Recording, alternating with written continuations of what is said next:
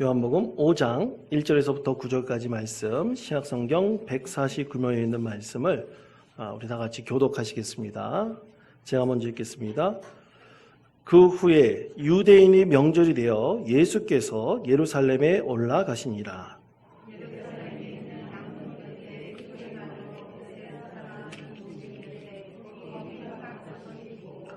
그 안에 많은 병자, 맹인, 다리 저는 사람, 혈기 마른 사람들이 누워 물의 움직임을 기다리니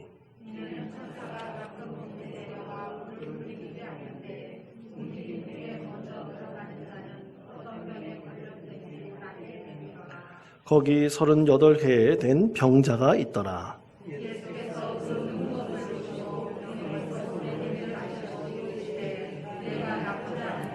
병자가 대답하되 주여 물이 움직일 때에 나를 못에 넣어두는 사람이 없어 내가 가는 동안에 다른 사람이 먼저 내려가나이다.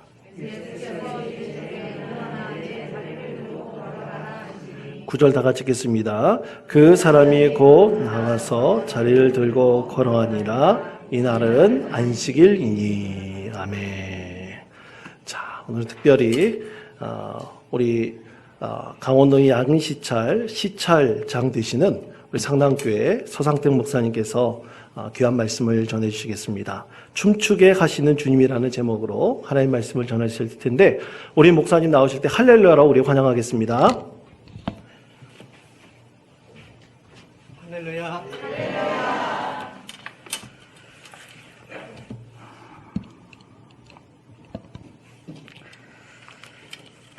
요즘 작년부터 전 세계 코로나가 확산됨으로 인해서 이렇게 교제하는 게 많이 끊겨가지고 이렇게 만남을 갖기가 참 어렵습니다.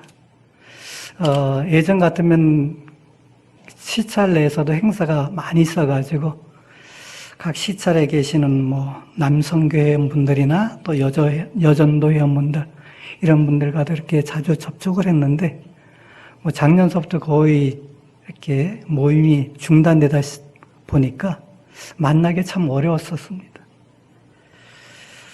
오늘 또 저를 불러주셔서 또 이렇게 하나님의 말씀을 선포할 수 있도록 허락해 주신 하나님께 먼저 감사를 드리고 당회에 감사드리고 또 교회에 감사를 드립니다. 여러분 삶을 살아오시면서 춤 몇 번 추어보셨습니까? 아마 손꼽을 수 없을 정도로 많이 추신 분들도 계실 것이고 어떤 분은 나는 생각해 보니까 글쎄요 별로 없는 것 같아요 그렇게 하시는 분들도 계실 수도 있겠죠. 그러나 제가 생각해 볼 때에 미루어 볼 때에는 한 번 이상은 춤춰 보셨을 것 아닐까라는 생각을 해봅니다. 근데 이 춤추는 것이 왜 추는 것이냐라는 것이죠. 춤을 추는 이유가 무엇이냐라는 겁니다. 그 이유는 단 한 가지입니다. 좋은 일이 생겼기 때문입니다. 즉 기쁜 일이 있었기 때문에 춤을 추게 된다라는 것이죠.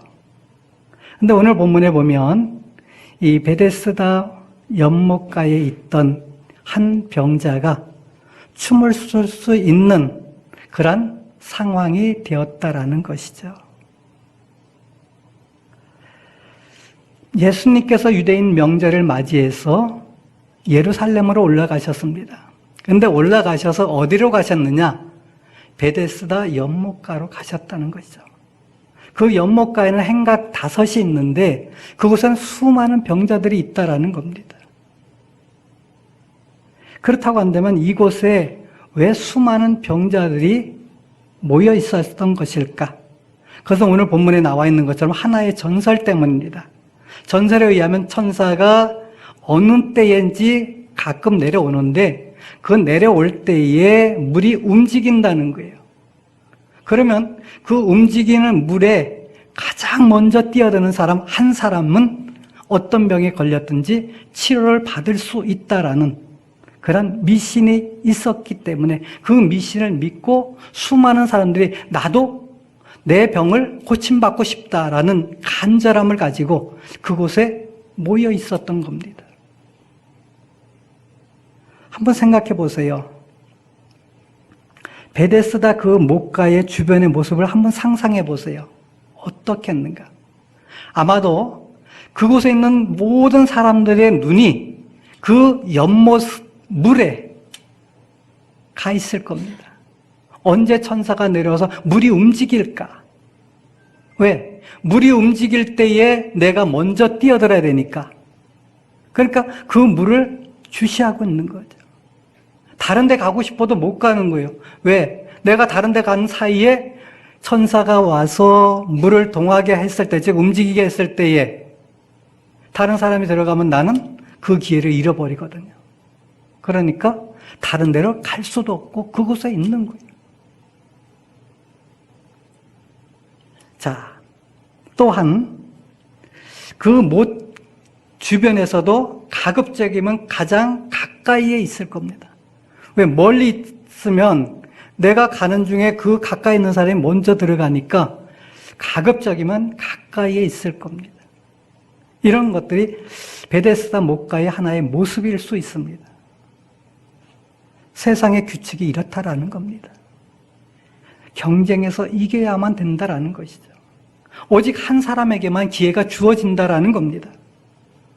뿐만 아니라 세상의 방식으로는 문제가 해결되지 않는데도 불구하고 수많은 사람들이 그 세상의 방식을 고집하면서 그것으로 문제를 해결해 보려고 하는 사람들이 있다라는 겁니다.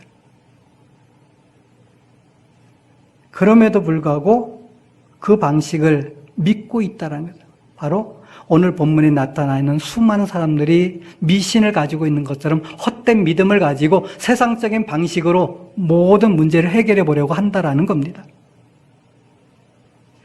일반적으로 우리가 생각할 때에 돈을 많이 벌면 뭐라고 생각하십니까? 행복하다라고 생각하죠. 근데 정말로 돈이 많으면 행복할까? 우리 원통교회 교인들 가운데서는 엄청나게 부자이신 분들도 계실 것이죠. 근데 저 같은 경우는 부모님이, 즉 아버님이 물려주신 재산은 좀 있어요. 많지는 않아요. 1000평 조금 더 돼요. 밭인데. 근데 그건 얼마 되겠어요? 가격이 얼마 안 됩니다. 왜냐면 시골에 있는 거기 때문에. 그래서 이제 그 시찰에 있는 목사님들이 그래도 저는 땅이라도 있다라는 거죠. 그래서 어떤 목사님 자기는 땅도 없다라는 거죠. 근데 은퇴해서 거기다가 집을 짓고 있어야 될 수 있는 그런 위치에 있는 땅은 아니에요. 자, 하여튼 돈이 많다고 해서 부자라고 많은 사람들이 생각을 하는데 한번 생각해 보세요. 나는 부자가 많아. 돈이 많아. 그래서 행복할 것 같아. 그런데 한번 생각해 보세요. 자녀들이 재산 싸움을 한다고 생각해 보세요. 그러면 재산을 많이 가지고 있는 부모님의 입장에서 볼 때는 행복하지 않잖아요. 과거에 보면 우리나라의 모 그룹의 그 회장님들의 자녀들이 재산 싸움하는 그런 일들이 있었거든요. 그건 결국 뭐예요? 돈 때문에 싸우는 거지 돈이 없었으면 싸우질 않았죠. 그래서 성경에 이렇게 말씀합니다. 잠언 17장 1절에 마른 떡 한 조각만 있고도 화목한 것이 제육이 집에 가득하고도 다투는 것보다 나으니라 라고 말씀합니다. 무슨 말씀이에요? 돈이 많다고 행복한 게 아니라는 겁니다. 즉 세상의 방식으로 모든 것이 다 해결될 수 있을 수 있다라고 생각하는데 그게 아니라는 거예요.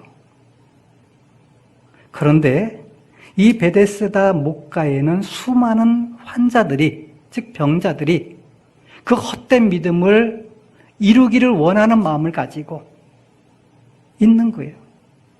그런데 그 수많은 환자들 가운데 누가 있었느냐? 38년 된 병자가 있었다라는 겁니다. 근데 그는 너무 병이 오래돼서 누워있다라는 겁니다. 성경을 보면 그는 참 불쌍한 사람 중에 한 사람으로 보여집니다. 왜냐하면 나중에 그가 예수님께 말씀할 때 자기를 못에 넣어줄 사람이 없다라고 고백을 합니다. 그것은 무엇입니까? 자기의 가족도 없다라는 거죠. 친구도 없다라는 거죠.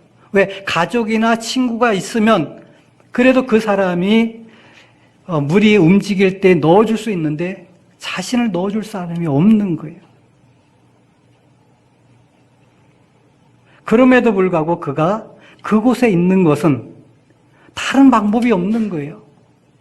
다른 방법이 있으면 그래도 다른 방법을 택해서 할 수 있는데 다른 방법이 없는 거예요.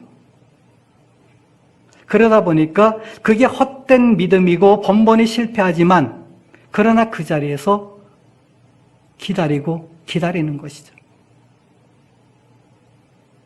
왜? 그것밖에는 달리 방법이 없다라고 생각했기 때문입니다. 예수님께서 38년 된 병자를 보셨다라고 오늘 본문에 말씀합니다. 6절에 보면 이렇게 말씀합니다. 예수께서 그 누운 것을 보시고 이렇게 말씀하고 있어요. 누운 것을 보셨다는 거예요. 보시고 그의 병이 벌써 오래된 줄을 아셨다라는 겁니다. 공간복음에서 보면요. 이런 표현들이 많이 나타납니다. 예수님께서 보셨다. 한 예를 들면 마태복음 8장 14절 15절에 보면 예수님께서 베드로의 집에 가셨습니다. 그래서 그 집에 들어가셨는데 그 안에 베드로의 장모가 열병으로 앓아서 누워있는 것을 보셨다라는 겁니다. 보신 이후에 예수님께서 행동으로 옮기셔서 그의 장모, 즉 베드로의 장모의 열병을 치료해 주심으로 인해서 그녀가 치유함을 받게 되는 그런 말씀이 나타납니다. 누가복음 13장 10절에서부터 12절에 보면 예수님께서 안식일날 한 회당에 가셔가지고 거기서 가르치십니다. 그럴 때에 18년 동안 귀신 들려 앓으며 꼬부라져 조금도 펴지 못하는 한 여자를 보시고 그리고 그를 불러서 여자여 내가 내 병에서 놓였다라고 하시고 안수하셨습니다. 그러자 그 여자가 곧 펴고 하나님께 영광을 돌렸다라고 말씀합니다.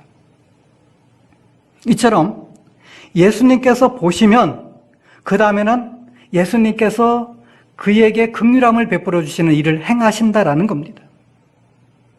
또 아셨다라는 말씀이 오늘 본문에 나타나잖아요. 근데 이 아셨다는 말씀이 나오면 그 즉시 행동으로 옮기시는데 출애굽기 3장에 보면 이스라엘 백성들이 이제 애굽에서 나오기 전이잖아요. 그럴 때에 그들이 감독자들로 인해서 고통을 당합니다. 그들의 부르짖음을 듣고 그 근심을 알고 내려가서 구원하려 행동하셨다라고 말씀하고 있습니다. 이런 것처럼 오늘 본문에 38년 된 병자를 예수님께서 보시고 아시고 그리고 그에게 긍휼함을 베풀어 주시는 또는 달리 표현하면 은혜를 베풀어 주시는 역사를 행하십니다. 그렇다고 한다면 우리 하나님께서는 지금도 여러분 한 분 한 분을 보고 계신다는 겁니다. 우리를 보실 때에 우리가 어떤 상황에 있는지를 다 아신다는 겁니다. 그리고 그 문제를 해결해 주신다는 겁니다. 얼마나 감사한 일입니까? 내 형편을 아시고 나에게 찾아와 주셔서 나에게 그 문제를 해결해 주실 수 있도록 하나님께서 은총을 베풀어 주신다라는 것이죠. 38년 된 병자에게 우리 주님 물으십니다. 내가 낫고자 하느냐? 여러분, 여러분의 어떤 아주 간절한 문제 해결되는 그런 것이 있는데 예수님께서 묻습니다. 내가 낫고자 하느냐? 아니면 내가 그 문제를 해결한 받기를 원하느냐? 그게 짧은 기간 동안도 간절함이 있어서 받기를 원하지만 그것이 오래된 것일수록, 즉 오래된 것일수록 더 간절함이 더 크잖아요. 주님께서 물으셨을 때에 그가 이렇게 대답할 수 있잖아요. 그걸 말이라고 해요. 두말하면 잔소리잖아요. 제가 얼마나 이 질병에서 나음을 잊기를 원하신 것 주님 잘 아시잖아요. 이렇게 대답할 수도 있잖아요. 그런데 그는 뭐라고 대답하냐면 이렇게 대답합니다.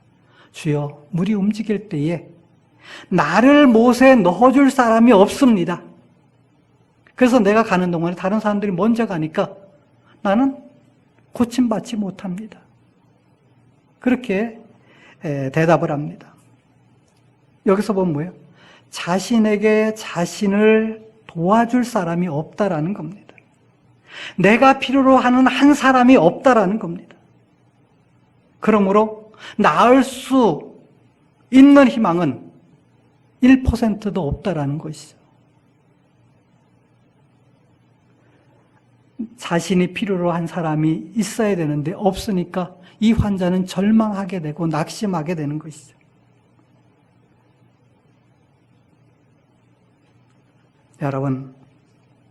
여러분은 어떻습니까? 혹 여러분도 내가 간절히 어떤 사람을 필요로 하는데 그 사람이 없어요. 나를 도와줄 사람이 없습니다.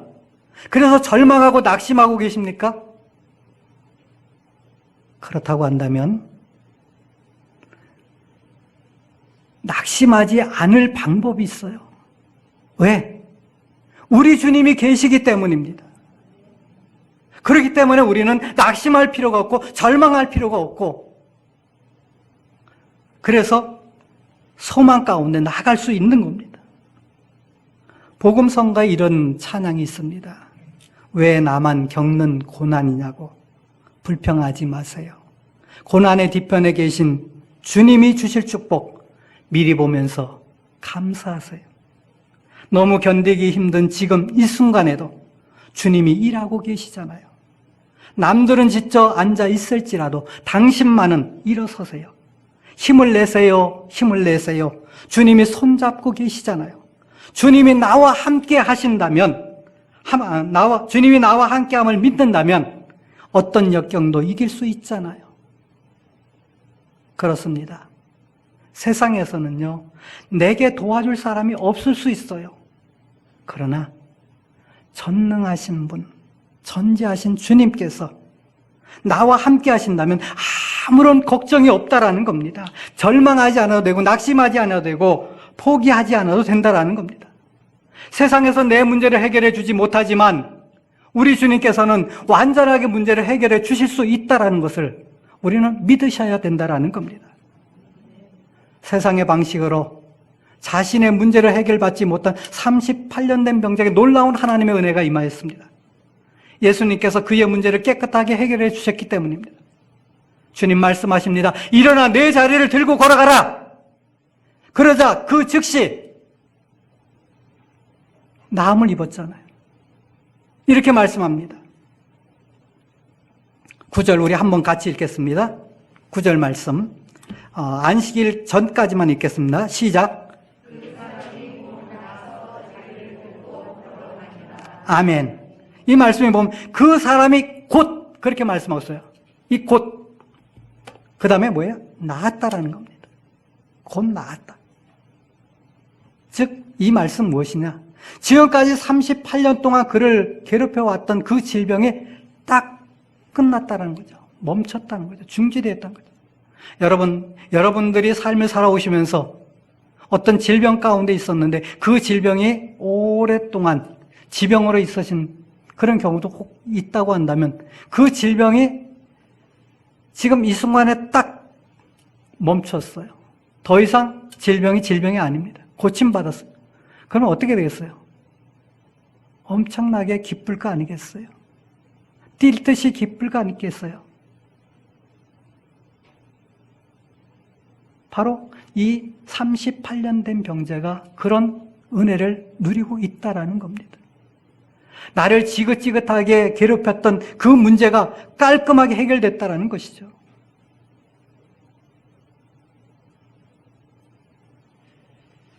그래서 그는 새로운 인생을 살게 된 겁니다.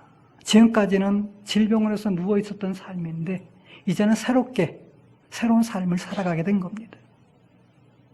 그렇다고 한다면 예수님께서 왜 38년 된 병자를 찾아가셨을까요? 거기는 아까 말씀드렸다시피 수많은 병자들이 있었다고 말씀드렸습니다.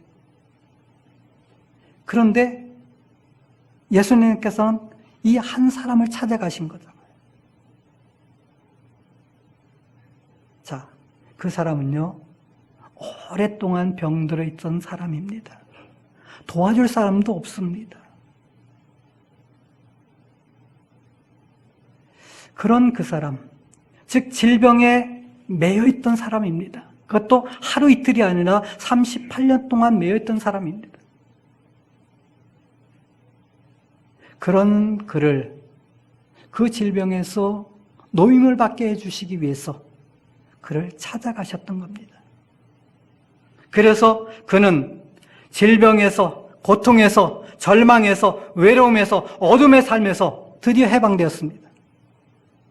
결국 날마다 때마다 춤추며 사는 인생을 살아갈 수 있는 자가 되었다라는 겁니다.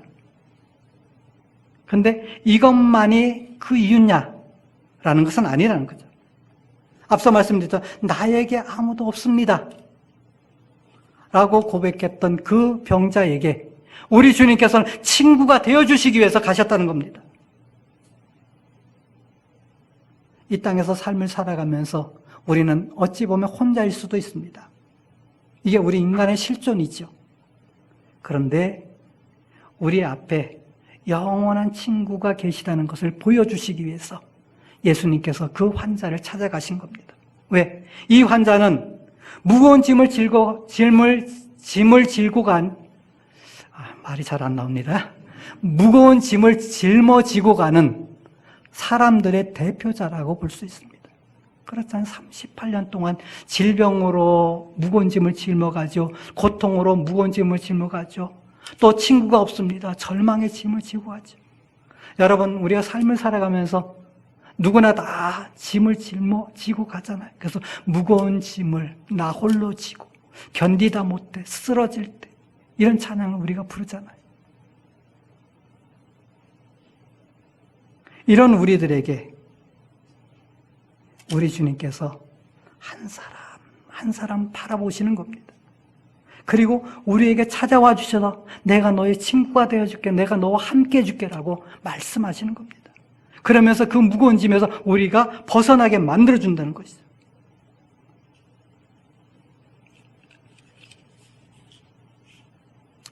우리는 어떤 존재입니까? 질병으로 인해서 무거운 짐을 짊어질 수도 있지만 모든 사람이 공통적으로 가지고 있는 짐이 있습니다. 죄의 짐입니다. 이 죄의 짐을 누구나 다 가지고 있습니다. 이 죄의 짐으로는 누구나 다 가지고 있다고 한다면 멸망당할 수밖에 없습니다. 근데 우리 주님께서는 우리에게 찾아와 주시고 그 무거운 죄의 짐에서 우리가 벗어날 수 있도록 만들어 주셨다는 겁니다. 우리 모두는 다 그런 은혜를 누린 믿음의 사람들이죠. 그러므로 날마다 때마다 우리는 주님으로 인해서 기뻐하며 춤추며 삶을 살아가는 믿음의 자녀들이 되셔야 한다는 겁니다. 사랑하는 성도 여러분, 38년 된 병자에게 세상엔 나를 진정으로 도와줄 사람이 없다라고 그는 고백했지만 오직 예수님으로 인해서 새로운 삶을 살아가게 되었습니다. 우리 또한 마찬가지죠. 죄의 짐으로 인해서 매여서 삶을 살았습니다. 어떤 사람은 짧은 기간 동안, 그래서 어린 시절에 예수님을 영접하고 믿음의 생활을 한 사람도 있고, 어떤 분들은 세상에서 오래 사시다가 노년에 예수님을 나의 구주로 믿고 영접하고 하나님의 자녀가 되신 분들도 계십니다. 어쨌든 일찍 했던 늦게 했던 그 누구를 막론하고 우리는 모두 다 죄의 짐을 벗고 하나님의 자녀로서 새로운 삶을 살아가는 믿음의 자녀들입니다. 그러므로 삶을 살아가시면서 앞으로 주님 때문에 나는 춤추며 사는 사람이다라고 고백하며 삶을 살아갈 수 있기를 바랍니다. 저희가 이제 복음성가 찬양을 부를 때 예수님이 좋은 걸 어떡합니까? 라는 찬양을 부르면 우리 교인들 가운데 어떤 분들은 어깨춤을 추면서 아주 팔을 흔드시면서 막 춤을 추십니다. 이렇게 온몸으로 춤을 추실 수도 있습니다. 그러나 무엇으로도 춤을 추셔야 되냐? 마음으로도 춤을 추셔야 됩니다. 그래서 늘 하나님께서 베풀으신 은혜로 인해서 춤을 추며 찬양을 드리는 저와 여러분이 될 수 있기를 우리 하나님께서 간절히 원하시고 계십니다.